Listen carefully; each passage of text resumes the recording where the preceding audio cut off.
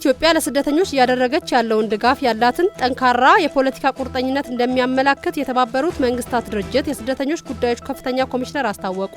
በዚህም ዓለም አቀፉ ማህበረሰብ ለስደተኞች የሚያደርገውን ድጋፍ እንዲቀጥል ጥሪ አቅርበዋል። የተባበሩት መንግስታት ድርጅት የስደተኞች ጉዳዮች ከፍተኛ ኮሚሽነር የኢትዮጵያ ተወካይ አይሳ ቱንዴ ኢትዮጵያ 1 ሚሊዮን ስደተኞችና ጥገኝነት ፈላጊዎችን ማስጠለሏን ጠቅሰው በተጨማሪም ለተፈናቃይ ዜጎችም ድጋፍ እያደረገች እንደምትገኝ ገልጸዋል።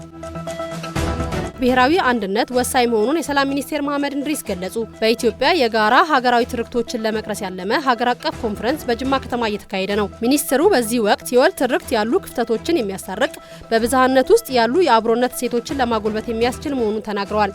የወል ትርክት መገንባት ለሀገረ መንግስት ግንባታና ለህብረ ብሔራዊ አንድነት ወሳኝ መሆኑን ጠቅሰው ከፋፋይ ትርክትና ሀሳቢዎችን ማስወገድ እንደሚገባም ጠቁመዋል።